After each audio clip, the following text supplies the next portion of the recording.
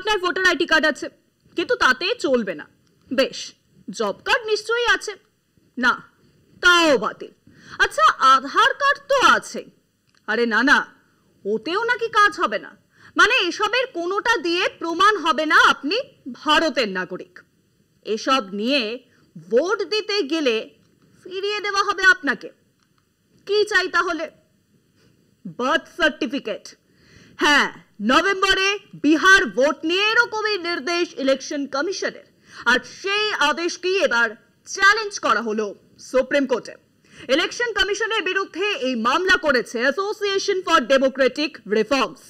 তাদের দাবি, এর ফলে 3 কোটি ভোটার তাদের ভোটাধিকার হারাতে পারেন।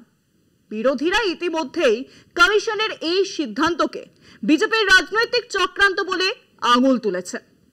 তীব্র বিরোধিতা করছে তৃণমূল কংগ্রেসও। বিরোধীদের বক্তব্য, নোটবন্দির পর এবার ভোটবন্দির খেলা শুরু করেছে মোদী সরকার।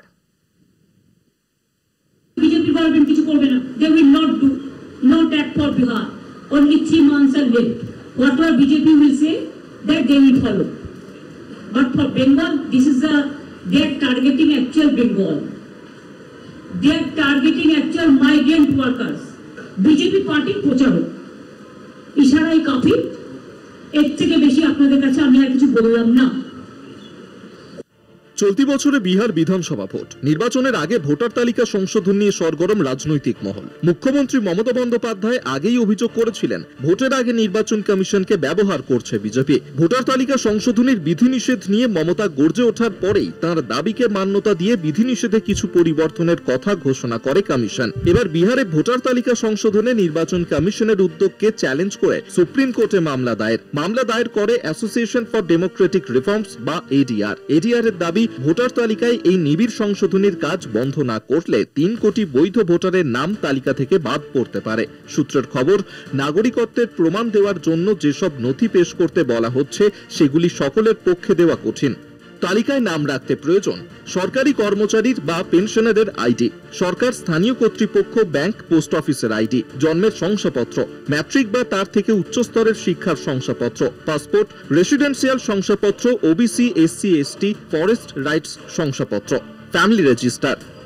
কমিশনের এই উদ্যোগ নিয়ে প্রবল আপত্তি বিরোধীদের। তাদের দাবি, এর ফলে বহু বৈধ ভোটার তালিকা থেকে বাদ পড়বেন। কমিশনের এই ভোটার তালিকা সংশোধনীকে ঘুরপথে এনআরসি করার চেষ্টা বলেই মনে করছে বিরোধীরা। বিহারের ভোটার তালিকা সংশোধনের পদ্ধতি নিয়ে নির্বাচন কমিশনের তীব্র বিরোধিতা করেছে তৃণমূল। এক্স হ্যান্ডেলে দলের তরফে জানানো হয়েছে, নির্বাচন কমিশন সহ দেশের সব প্রতিষ্ঠানকে নিজের স্বার্থে ব্যবহার করছে বিজেপি। এর তীব্র বিরোধিতা করবে তৃণমূল। বিহারে নির্বাচনের পর বছর ঘুরলেই বঙ্গে বিধানসভা নির্বাচন। বাংলার নির্বাচনেও কেন্দ্রের একই পথ নেওয়ার আশঙ্কা প্রবল, যা নিয়ে তৈরি হয়েছে উদ্বেগ।